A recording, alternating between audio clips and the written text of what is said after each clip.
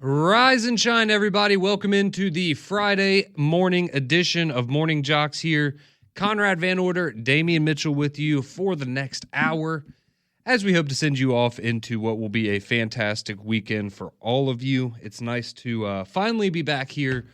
Everybody, the whole gang is together today. Everyone back from SEC Media Days. It was a fun week up in Atlanta at the College Football Hall of Fame. But Damian, I am very excited to be sitting in this chair across from you this morning, and it's also just much easier in general to do radio shows when you're all together, and you can, just everything flows a little bit better, and you don't have a million people always walking around, and as fun as it is, it was, I heard Cole talking about it at one point, it was a blessing and a curse, much more a blessing than anything. Being like where we were positioned at Media Days was great because we got to see all of the action, we got everybody. But there's so many things going on. You've got, news people setting up, trying to do TV hits right next to you. And there's just, I will just say this, there's not a lot of, you can just tell there's a lot of people that are focused on what they're doing and they live in their own little bubble. And that doesn't really work when there's, a couple hundred people all trying to operate in their own bubbles next to each other. Yeah. It's, glad you're happy, you're healthy, you're back home safely. But yeah, it was a fun week. At least on this side, we made sure that we were on air. Any issues, we had a little snafu, but again, the things that we could control, we controlled. And I'm glad that you and Pat and Landrum, of course, Greg and Cole, all the coverage. Like y'all did y'all's thing, man. Y'all did y'all's thing. So having a Friday to reflect and just kind of decompress a little bit, like you said, it feels a little bit easier, a little bit smoother when everybody's back in front of each other. Yeah, it's just a little bit easier, and I appreciate everything you did for our show all week long. I know it's not, let's be honest, it's not always the most exciting thing in the world. I get it, but I appreciate, everything that you did. I appreciate everything Saber and Molly did as well. And, it's, while we were, I guess, the ones that were out there in Atlanta, none of that stuff is possible if you guys aren't here to help out and carry your weight and do a great job as well. So it was all around a fantastic week. I hope everyone has enjoyed the content here on JOX, and we do have one more day left to go, and as Damian said, a little bit of a reflection day. Well, actually, yes, there will be some reflecting. I would say more maybe reflecting on the other shows, because today is a very big day. If you are a regular listener of our program, you probably know what I'm talking about. But this is a big day for Damian. This is Damian's day, honestly. That's kind of what I want to call this moving forward, because there's a couple things. And we will have later on today, they're going to unveil how the media votes for SEC standings, all SEC preseason teams, things like that. And I know we had to submit ours yesterday, so I'm interested to get Damian. So I shared mine yesterday. I want to get Damian's today and kind of compare and contrast that. But more importantly than that stuff's all fine and dandy.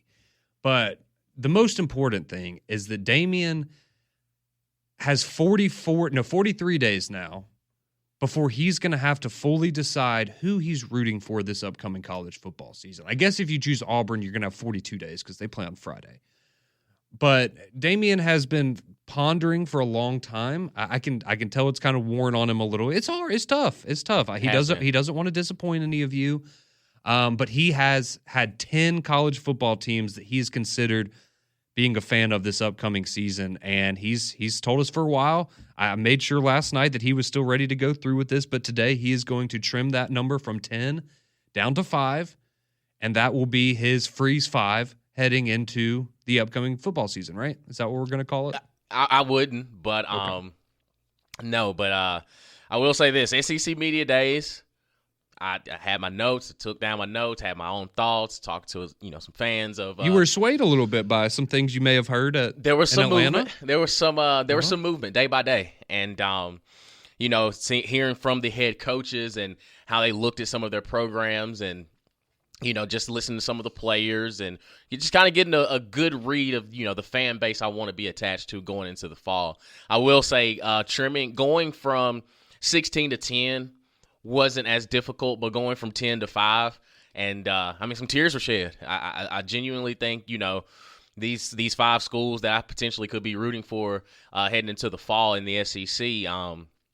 You're getting a loyal Damian. You're getting the full gamut. All 5'7", 180 pounds of me, man. I'm going all in. But going from 10 to 5, it felt personal. It felt a little bit more intimate, and just staying close to my circle.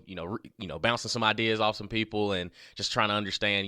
What am I getting myself into with some of these fan bases? But collectively, I think I'm in a good spot.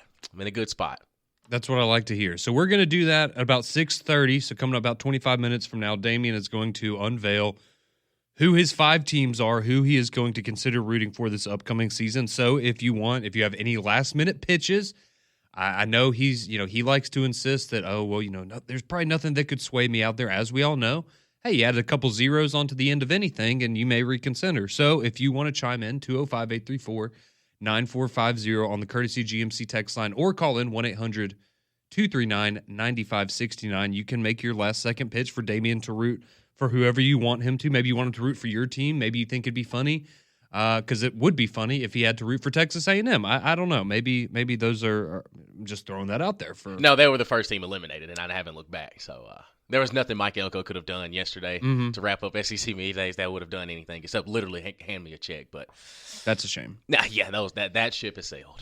Well, we will wait and see who Damian has picked. I'm very excited. I'm sure many of you are excited as well. So that'll be coming up for you here in just a little bit. But I did want to start off today. So yesterday, unfortunately, we had to start with some bad news on the Plains of Auburn. So today, how about we start with some good news on the Plains of Auburn? And I'm talking about the recruiting trail, because Auburn yesterday, I get it, this isn't going to steal any major headlines or anything like this, but again, it is a recruiting win for Auburn, and I think more so about who you're recruiting against in this situation than necessarily, look, a 5-star player, because Auburn did land a 3-star legacy last night. It's offensive tackle Wilson Zierer in the upcoming 2026 class, and the big part of that, I think, if you're an Auburn fan, is that he chose Auburn over not only Florida State, but also Alabama.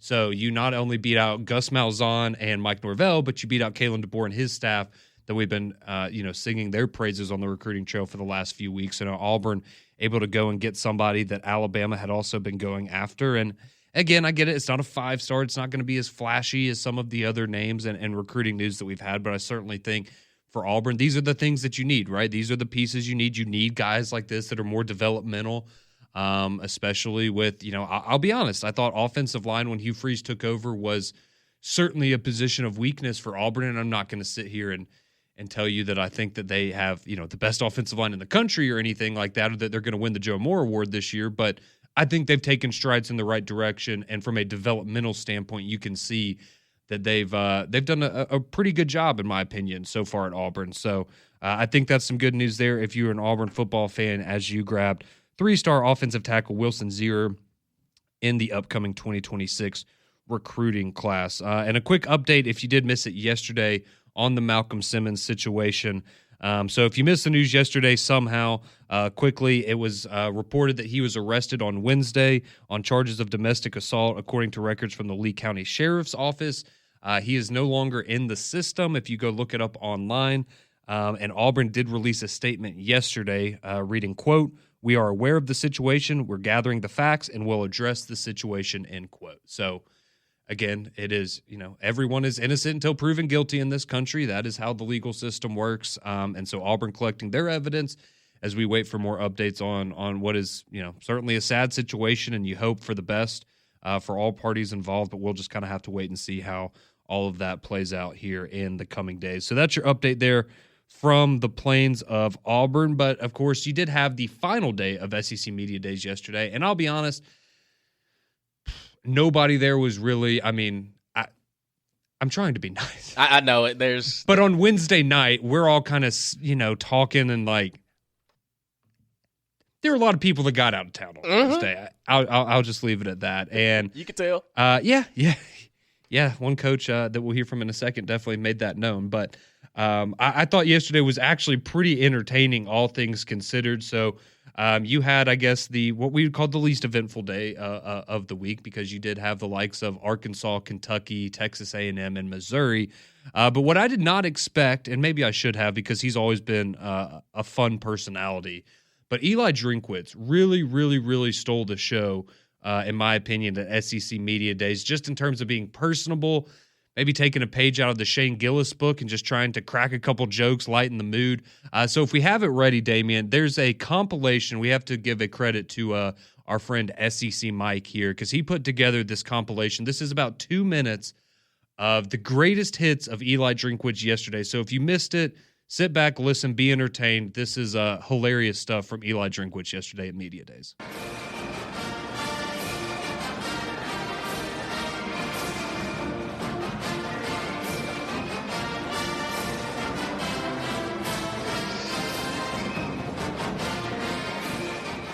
Well, we got the right fight song. It's improvement. So with that, I know there's a lot of burning questions in this room by the 14 of y'all that showed up. But just as a reminder, I'm not going to answer any questions about the Epstein files, whether about the radiation belt, and whether or not it was possible for Lee Harvey Oswald to get 3 shots off in 7 seconds. I don't have time to answer all those questions. But I will answer questions about Mizzou football. And I would be remiss if I didn't say Bob Holt was a graduate of the Missouri School of Journalism, and we miss him today, and we think about him often. And so with that, I'll open it up for, yeah? Do you have any conspiracy theories about Missouri football that you've debunked or are debunking? What's that sign? There's no conspiracy theories, but there's also no such thing as coincidences. So there you go. Talk about adding Jalen Catalon. What does he bring to Corey Batoon's defense, and what kind of impact could he make for you as an experienced player? Yeah, you know, Jalen Catalon's a guy that played against us in 2020 during COVID year. He didn't play in the first half because of a targeting penalty, and man, he came on and was an elite player, and has been an elite player for a long time.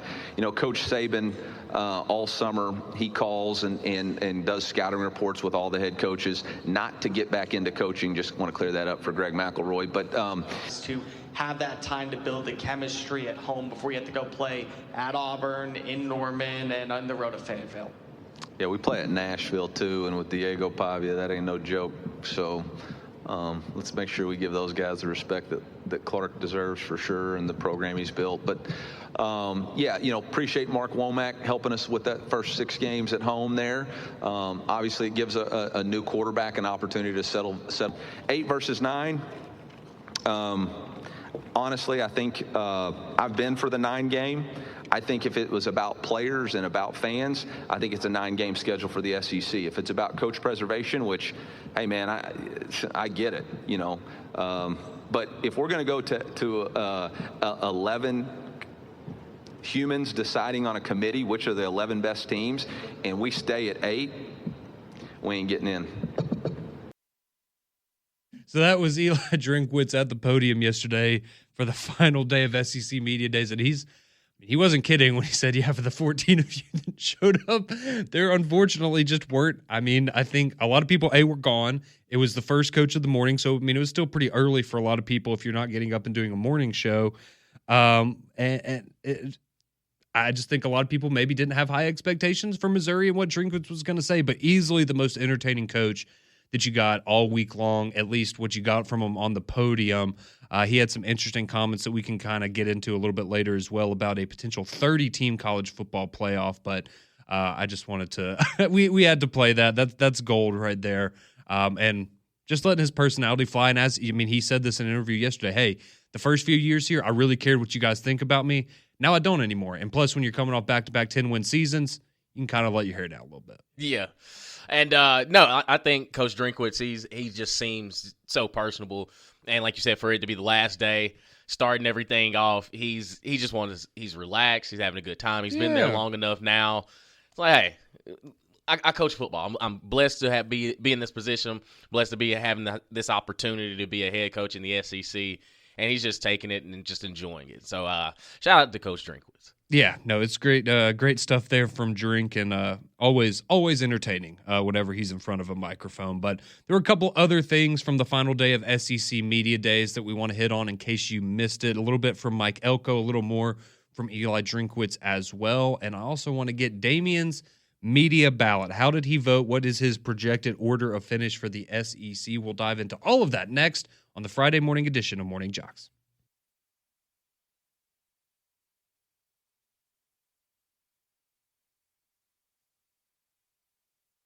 Oh man, that You're picking up what I'm putting down. Picking up what I'm putting down. 619. I'm sorry for anybody that's listening on YouTube and you can't hear the song that just played. Wow, that really caught me off guard. Welcome back into Morning JOX. Conrad, Damian, and Coldplay. If you can't hear the song, that was Coldplay. And If you know, if you've been on social media at all in the last 24 hours, you get it. Wow. Okay. Yep. Good. Thank you, Damian. That was awesome. That's exactly what I needed. Woo. All right. Somebody's a lot poorer today. That's for sure. They're going to be in the very, very near future. Man, what a story that is. Anyways, we got I don't know why that caught me so off guard. Yeah, man. It was for everything that's going on in SEC Media Days, there was still that was the biggest story of the whole week. Oh my gosh. Yeah, if anybody missed it, there was a I can't remember what the company was, but it was like astronomy something. But the CEO and his head of HR got caught having an affair at a Coldplay concert on the Jumbotron, and it has gone absolutely. I mean, it is everywhere. It is the number one story in the world right now. I think, at least in the United States. Anyways, that was. Oh, sorry. I gotta collect myself. I was crying, like I'm literally like wiping tears out of my eyes because that was so funny. But we are here until 7:00, recapping a little bit of reflecting as well on SEC Media Days as we're all back here in Birmingham now. And if you missed it, we played some of Eli Drinkwitz and some of his funny clips from the week, but.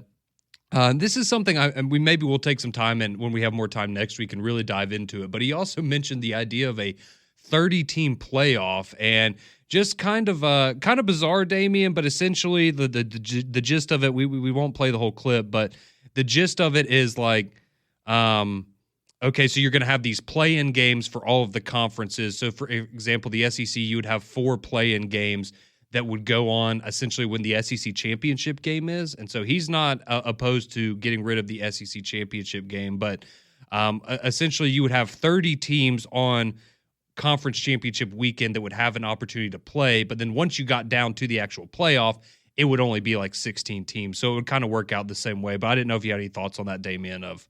It was just a little shocking, but then when you hear him explain it, it's not as, I guess, crazy as it initially sounds, because it's not technically 30 teams in a playoff, right? Like we would have it now. Yeah, and like you said, when he said it, I was like, okay, well, how is this going to work? And then his logic was kind of like the NCAA tournament, so to speak. It was, out of the 300-something teams, 64, 68 technically, get a chance to play in the NCAA tournament. And he was going by percentages. He was like, well, in football, it's, essentially less than 10% of the teams have a chance of playing for a national title.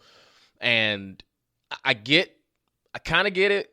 I don't necessarily agree, because I don't think year by year there are 30 teams that have national championship, teams. Like I don't think that. I think that number really dwindles, especially when you get to like November, that part of the calendar. And it's not, I don't necessarily think, the TCUs of the world going into, this season are looking at, their roster and saying that they're going to be playing for a national championship. And I think that, if you have more than 4 losses and those 4 losses aren't quality losses, I don't necessarily think that you need to have national championship odds as far as, getting in. But in theory, I get it.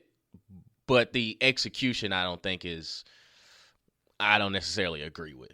Yeah, I don't think we're ever going to see that or anything. I mean, maybe we'll get something with, because, they had discussed having, potentially play-in games where, you would have, for example, the top 2 teams would play for conference championship, and then teams 3, 4, 5, and 6, you'd have 3 and 6 would play, 4 and 5 would play, and the winner of those 2 games would then also get in the playoff. And so that's how you would get like your 4 automatic qualifiers from the SEC, for example. So, but just interesting comments from Eli Drinkwitz. And again, that might be something we could spend some more time on next week when we can take a little bit of a deeper dive. And I mean, I guess at this point, there's no reason not to throw out ideas because they clearly can't decide on one right now. So might as well keep throwing stuff out there and see what sticks. The other really, again, outside of Drinkwitz, I will admit I didn't really have a whole lot of takeaways from yesterday of media days. But one thing that did, and this is kind of a college football and NFL story. It's a weird story if you've been following it. But if you know Shamar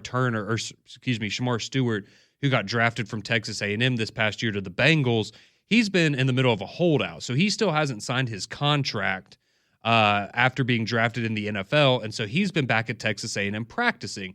And the belief was that if he wanted to, he could stay at Texas A&M for an extra year before going back into the NFL draft in 2026. But Mike Elko did clear that up and said, yeah, he's been practicing with us, staying in shape, but he is going to be a Bengal. That's going to be cleared up. And so Shamar Stewart is not going to be back at Texas A&M because that would help them. I mean, there's no doubt about it. There's a reason that he was a high draft pick this past spring. So that was kind of good to get some clarity on that. But again, Eli Drinkwitz kind of stealing the show there yesterday as far as SEC Media Days goes. But coming up later today, we'll have it on three-man front, I'm sure. It'll be out then.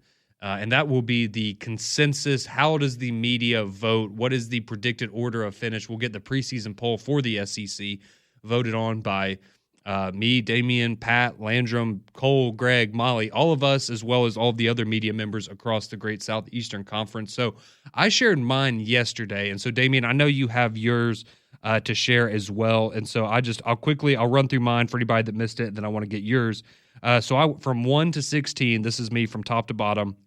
I went Texas, Bama, Georgia, LSU, Ole Miss, South Carolina, Florida, Auburn, Oklahoma, Tennessee, A&M, Mizzou, Vandy, Arkansas, Kentucky, and then Mississippi State was last for me. So, Damian, what did you vote or how did you vote for your SEC ballot? Mine's not too far away from yours as well. At 16, I have Mississippi State.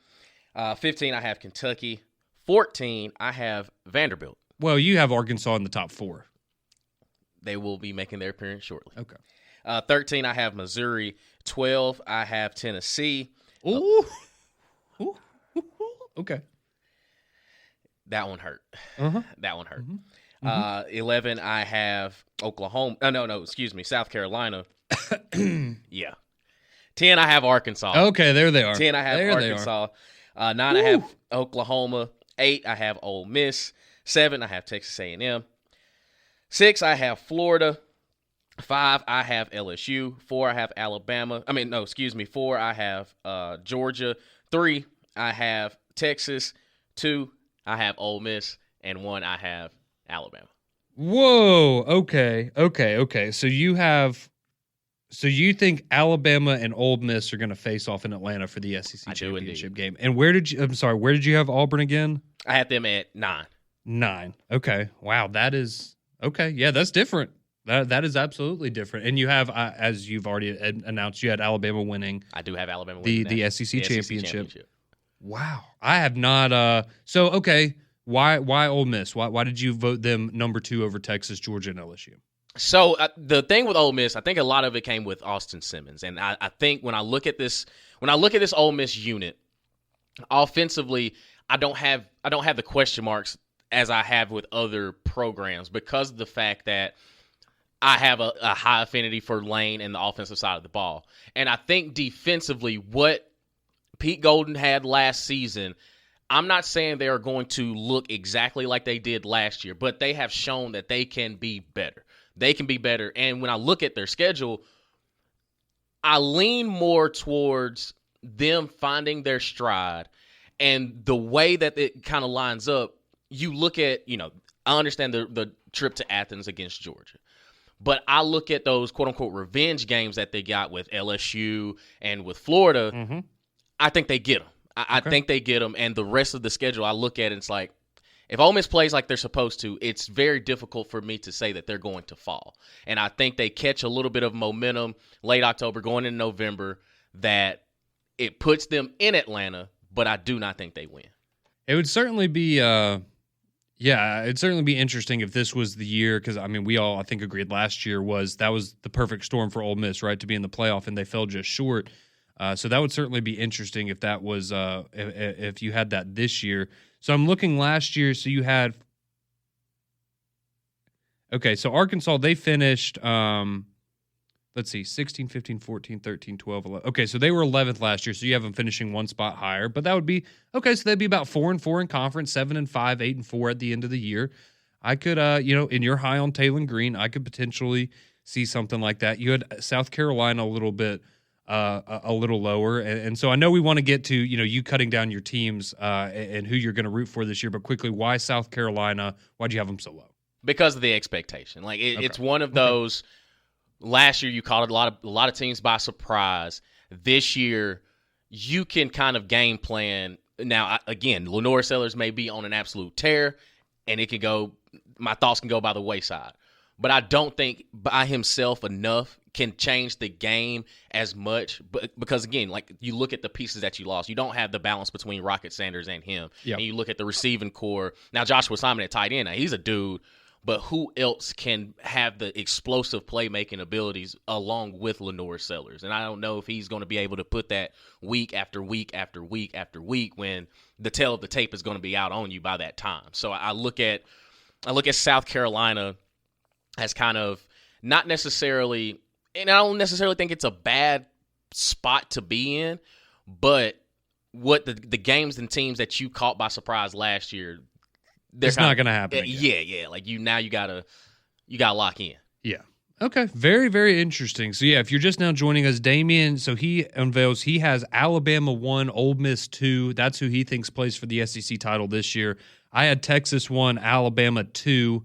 So that's who I have playing in Atlanta. But we did both pick Alabama to win the SEC championship. And I talked to a number of people in Atlanta this week that will be voting this, or did vote the exact same way in terms of Alabama being the ultimate winner of the SEC later this fall. So good stuff there from Damian. We also have another big announcement from Damian is he is going to tell us he's going to narrow it down from 10 to 5, the 5 fan bases that he is going to consider joining for the upcoming college football season. That's on the way next here on JOX.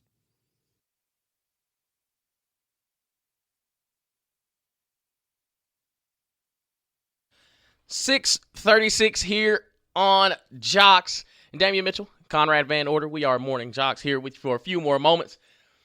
And in a few minutes, I unveil my top 5 commitment to SEC fandom.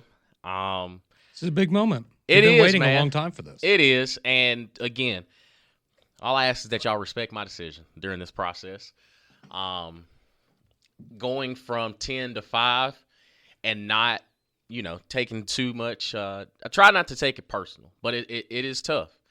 It's tough. And when did you decide?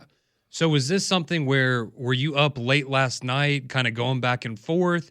Did maybe on the drive in this morning something really resonated with you? Or is this, maybe you've been sitting with this for a couple days and just seeing how it feels and you feel pretty confident now? Really and truly about midday yesterday, after I heard all the coaches that I needed to hear from. Okay. Mm-hmm. I had 4 solid. Gotcha. And there was that 5th school. I had to do some soul searching, and I was just like, man, what do I go with my heart? Do I think with my, do I go with my head? Like where do I see myself in the fall? Not letting this, absolutely wreck me if they don't have the season that I think they're going to. Well, where do you want to spend the next 4 years of your life, right? Yeah, or 4 months. But yeah, for sure. It was a little bit It was a little bit more difficult than I thought it was going to be. Like okay. It started off as being fun. It really did. But now dwindling down to 5, it's starting to the pressure's starting to mount up, to say the least. Yeah, and it's a lot of people are. Let's be honest. Some people are going to be mad at you. They are. It is what it is. Some people are going to be really happy with you. Some people are going to be mad at you. So, without further ado, if you want to quickly remind everyone who the 10 teams are, and then you can announce who you have narrowed it down to, the 5 teams that you've narrowed it down to. Yeah, so originally my top 10 went like this. I had the Auburn Tigers, Texas Longhorns, Ole Miss Rebels, Alabama Crimson Tide, the LSU Tigers, Oklahoma Sooners, Tennessee Volunteers, the Georgia Bulldogs, the Florida Gators, and the Arkansas Razorbacks. And now, out of those 10, I have narrowed it down to 5. So during this recruiting process, again, don't take it personal, but I had to narrow it down to 5. Mm-hmm. And this is just where my heart is, and these are the 5 teams that I could potentially be rooting for this fall. So to start things off, number 1, I had the Ole Miss Rebels. Ole Miss has entered the top 5 of Damian's SEC fandom. Well, you liked what you saw from him media days, apparently. You had him number 2. Got high expectations. Yeah. And when the fan base is also very welcoming. So Come to the Sip really resonated with you? It does. It does. You know me, big offensive guy, big Lane Kiffin guy. Yeah. The second team in my top 5, I had the Tennessee Volunteers. Okay. Well, I mean, come on. We I all saw that one coming. discipleship. You're going to pick them, but okay. Oh, so Tennessee. Nobody knows who I'm going to pick just yet. Just yet. Number 3, I have the Alabama Crimson Tide. Okay, that'll make some people happy. Yeah, I mean, you have you're a big Alabama fan though, right? And the alumni base that I have here at work, y'all have done a great job of just welcoming me with open arms. And a lot of the people a lot of fans that root for Alabama, Deacon, in one in particular. Yeah, I mean, he's well, you want the onesie. That too. Yeah. That too. And he's done a very monumental job. And just the expectations I have for Alabama moving into 2025. The fourth team I have in my SEC fandom, I have the Florida Gators. Florida Gators have entered the top 5. I like what I heard from Billy Napier, DJ Lagway, a couple of the guys. And, the Florida fans, they kind of fit my style a little bit. Like they like to have a good time. But also, they back up, and they really have a strong contingency of being passionate, and they don't just they're not fair weather. They're not fair weather, and I think what they have going, the momentum they have going for them in 2025, I would love to be a part of. I really do feel myself kind of finding a home down in Gainesville. It does kind of fit my style. But the final team in my top 5 of SEC fandom would be the Oklahoma Sooners. The Oklahoma Sooners. John Mateer. Can't say I didn't see that one coming a little bit. Okay. Yeah. John Mateer, Jay Knott. I like the tradition that they have, and just their whole integration into the SEC, especially last year. Yeah, they had some lumps, but they surprised me. They surprised me sometimes. And again, if they hadn't gotten decimated with injuries, there's no telling how good they could have been last season. But going into 2025, I look at that fan base and it's like, man, I could really see myself in the Crimson and Cream. So there's one fan base in particular that's gonna not be happy with you. Oh, you're talking about Georgia? No, but this one would be kind of on the way to Georgia.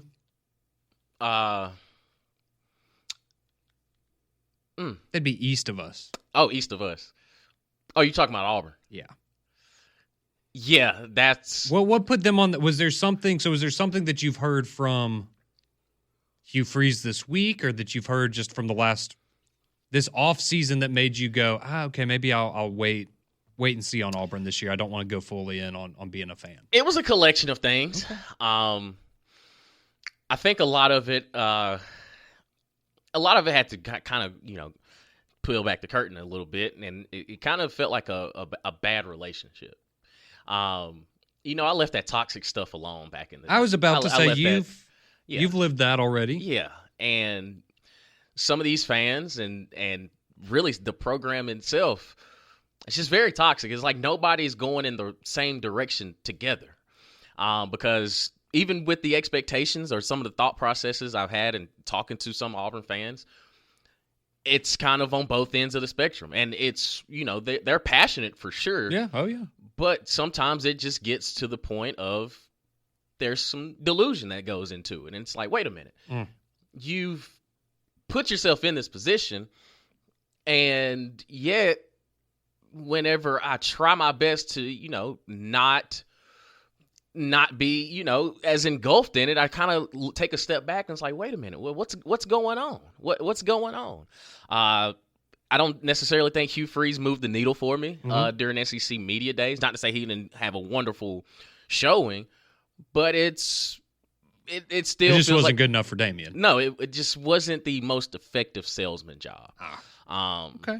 And just when some of the fans that I've encountered too, it's like, wow, the expectations aren't necessarily that high. So it's like, why would I not rock with y'all? Like, why would I rock with y'all then if y'all don't think y'all are going to compete this year? But well, the Auburn fans are making their voices heard on the text line knew it was gonna already. happen. Yeah, but I will say this: they were 6. They were 6. well, you could have. Of course, you're going to say that.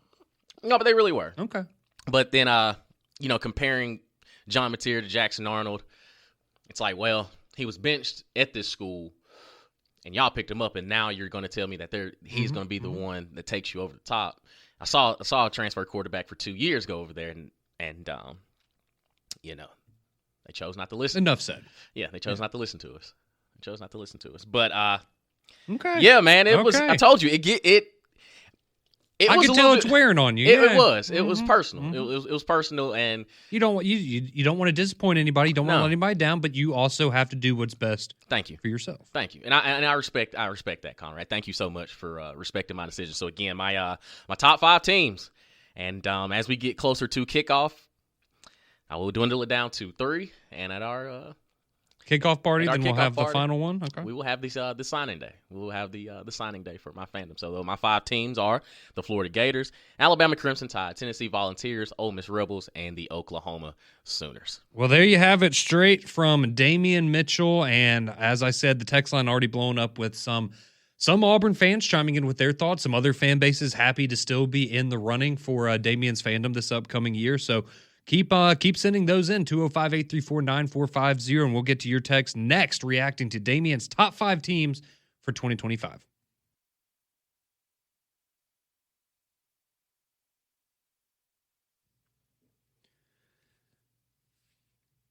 $6:50, welcome back in. Friday morning edition of Morning JOX. Conrad and Damian here with you for a few more moments before we hand you off to McElroy and Kublik in the morning. A quick reminder is tonight the Atlanta Braves back in action after the All-Star break.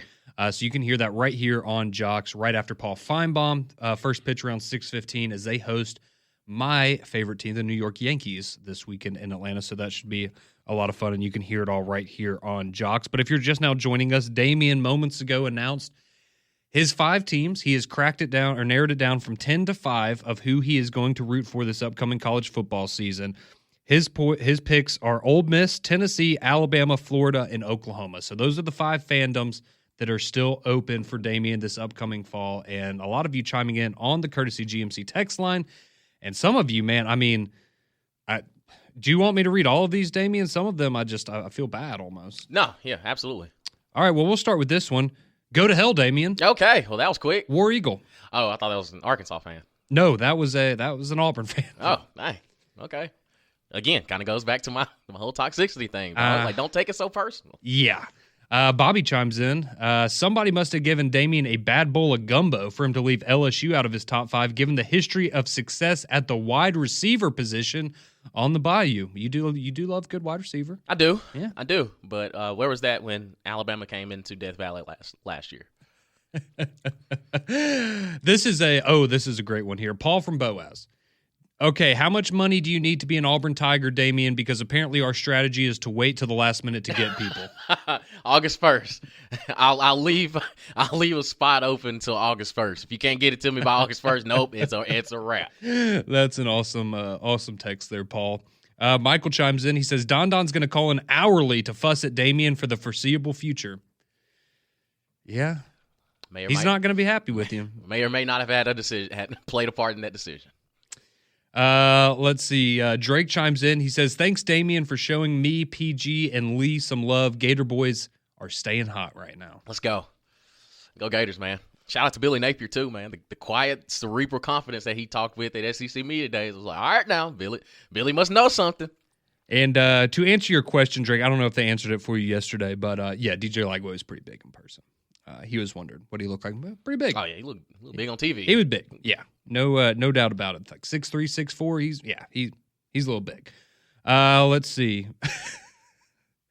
You've got more Auburn fans just saying that they don't want you because, hey, Guess what? They'd be singing your praises right now if Auburn was in your top 5. It's Thank okay. you. It just, Again. it hurts the heart. I get it. What I say about that toxic stuff, I left it. Joseph chimes in. He says, this must have been transactional if you're picking these teams and not Georgia. Go Dogs. Hey, they were, I'd say that Georgia was comfortably kind of one of the first teams. I was like, nah, maybe not this year. Maybe not this year. Okay. Someone chiming in, they say, Auburn fans, shaking my head. Be better. Well, they're speaking from the heart. They're disappointed. They're disappointed. Jimmy chimes in. He says, man, that trip to Lee County with Don must have been wild for Damian not to want to be an Auburn fan. Like I said, it may or may not have played a part. Let's see. Don, he chimes in. Let's see what the mayor has to say. He says, I'm not upset with you, Damian. You're not Auburn family material anyway. Might as well be a company man for the Alabama radio network. No need to get personal. Don, how did you know that? How did you know that?